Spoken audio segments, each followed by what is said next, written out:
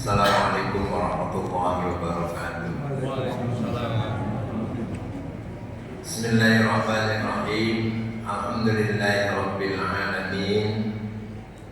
Wassalatu wassalamu ala asyrafil anbiya'i wal mursalin wa ala alihi wa sahbihi ajma'in, amma ba'd.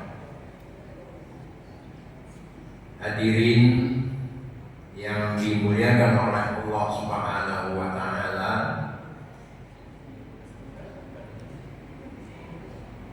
sudah sering disampaikan bahwa mengapa kita setiap 12 Rabiul Awal mengajak kepada jamaah untuk bergembira. Alasannya adalah Sayyidina Abbas yang merupakan paman Rasulullah, 1 tahun setelah kematian Abu Lahab, bermimpi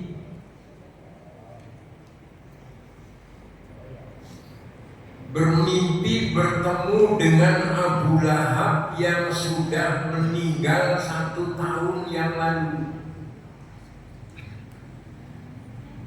Dalam mimpinya itu, Ibnu Abbas bertanya, "Wahai Abu Lahab, bagaimana keadaanmu dikubur di alam barzakh?" Kata Abu Lahab, "Saya sangat menderita." Mengapa menderita? Karena setiap hari tidak ada waktu kosong, melainkan selalu disiksa oleh malaikat.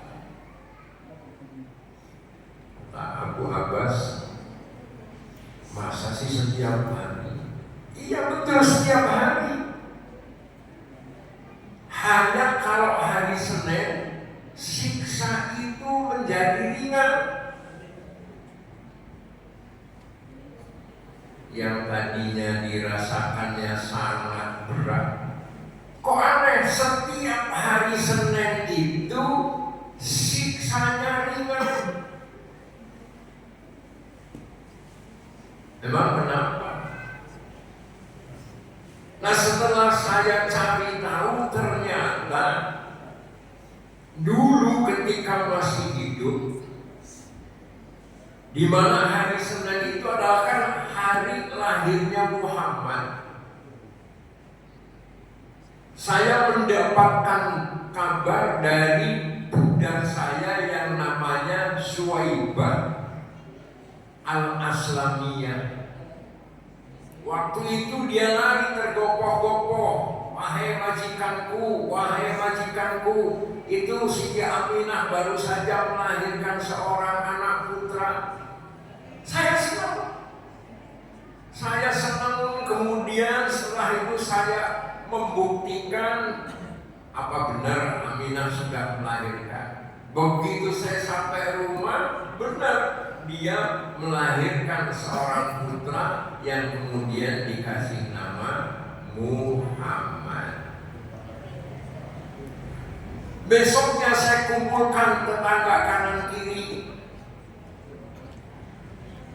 untuk menyambut lahirnya Muhammad, dan juga sebagai rasa syukur saya atas lahirnya Muhammad, Suwaibah yang tadinya budak saya bebaskan. Saya bebaskan, tidak lagi menjadi budak lagi. Itu sebabnya mungkin siksa saya diringankan setiap hari Senin karena saya senang atas lahirnya Nabi Muhammad Sallallahu Alaihi Wasallam. Itu sebabnya kami Masjid Baitul Salam setiap tanggal 12 Rabiul Awal mengajak pada semuanya untuk bergembira. atas lahirnya Nabi Muhammad. Ayatnya ada dalam surah Yunus ayat 53. Qul bifadlillahi wa birahmatihi fabidzalika falyafrahu. Katakan Muhammad, karena sebab fadilah dan rahmatku, falyafrahu, maka bergembiralah. Jadi boleh bergembira, tapi untuk sekarang joget-joget nggak boleh. Ya, kalau joget-joget nanti ketahuan rakyat, ya, yang sponsor joget-joget nanti akhirnya menyakiti, melukai hati rakyat, akhirnya rumahnya dijarah nanti, ya.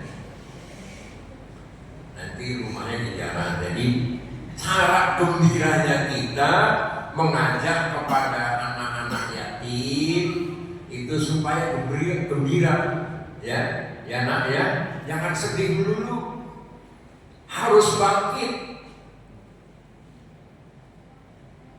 Orang tua boleh meninggal, kayak Rasulullah juga meninggal itu orang tuanya, bapaknya itu masih dalam kandungan, bapaknya udah wafat. Bapaknya yang namanya Abdullah udah wafat dalam kandungan. Ibunya juga waktu beliau masih kecil, umur 6 tahun, ya, 6 tahun, 8 tahun, sudah wafat. Tapi beliau bangkit, nggak larut dalam kesedihan.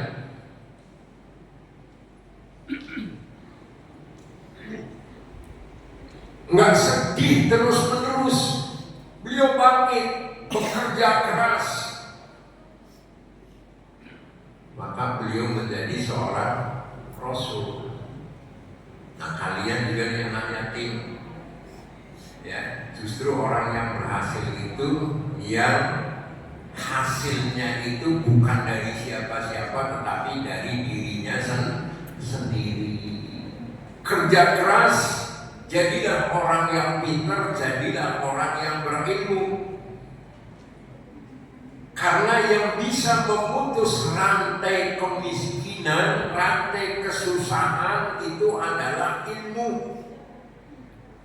Sekolahnya benar.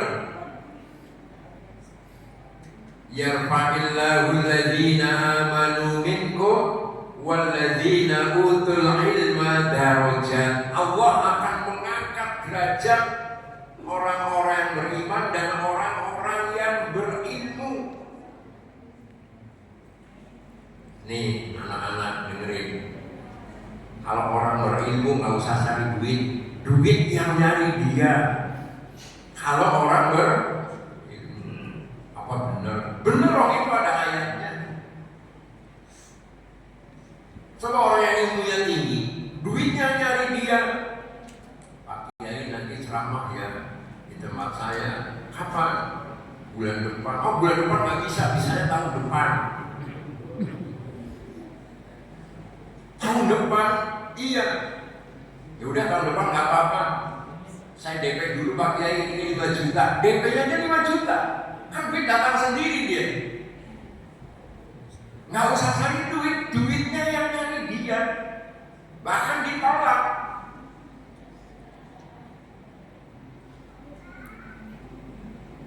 Seada jamaah dari Pekalongan itu mengundang Kiai Abdul Somad, katanya 2 tahun baru dapat. 2 tahun itu baru dapat. Nah, ketika dia oke, DP. Walaupun Kiai ini nggak minta DP, tapi kan untuk mengikat supaya tidak was-was datang apa enggaknya. Dan itu berlaku untuk Kiai siapa saja. Ya, khususnya Kiai yang daunnya lagi naik, ya. Dan itu siapa saja orang berilmu. Walaupun dia tidak beragama Islam, kalau ilmunya tinggi, duitnya datang sendiri. Coba orang yang tidak beragama Islam yang ceramahnya laris, diundang sebagai narasumber, bisa 6 kali, 3 kali. Ya. Ngundang tidak langsung dapat, melainkan harus berbulan-bulan dulu baru dapat. Ya. Nah, itu karena orang berilmu. Maka kalian nyari ilmunya, sekolahnya yang benar. Karena tadi kalau kamu ingin putus rantai miskinnya, jangan sampai engkau miskin, bapak miskin, siapapun miskin, orang tua kamu, jangan, harus diputus dengan ilmu. Dan itu ada ayatnya, surah Al-Mujadalah ayat yang ke-11. Hadirin yang dimuliakan oleh Allah Subhanahu wa Ta'ala. Yang kedua, tentang kelahiran Rasulullah Sallallahu Alaihi Wasallam. Disebutnya tahun apa? Tahun gajah. Loh, kok disebut tahun gajah? Karena pada waktu itu umat Islam belum punya kalender. Bulan ada, bulan itu ada, Muharram karena 12, seperti firman Allah dalam surah At-Taubah ayat yang ke-36, ya, bahwa Allah menerangkan bahwa jumlah bulan itu ada 11. Inna iddatas syuhuri indallah isna asyara syahra fi kitabillah yawma khalaqas samawati wal ard minha arba'atun hurum. Sungguhnya jumlah bulan menurut Allah itu ada 12. Muharram, bis Muharram apa? Pak, kan ada 12. Habis Muharram apa? Safar. Habis Safar, ini sekarang nih, apa ini?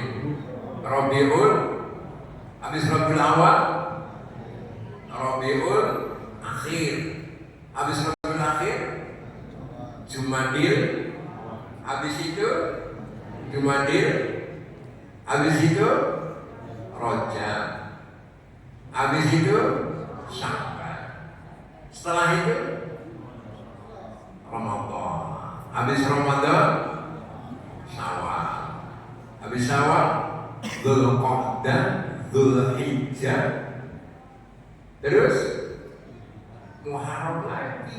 Itu ada 12. Dan itu ada sejak yauma khalaqas samawati wal ard. Allah menciptakan bumi dan langit, itu udah ada bulan itu. Nah, kalau bulan Januari sampai September, Oktober, November itu kan adanya setelah ada kekaisaran Romawi. Tapi kalau Muharram sampai tadi Dzulhijjah itu ada sejak Allah menciptakan langit dan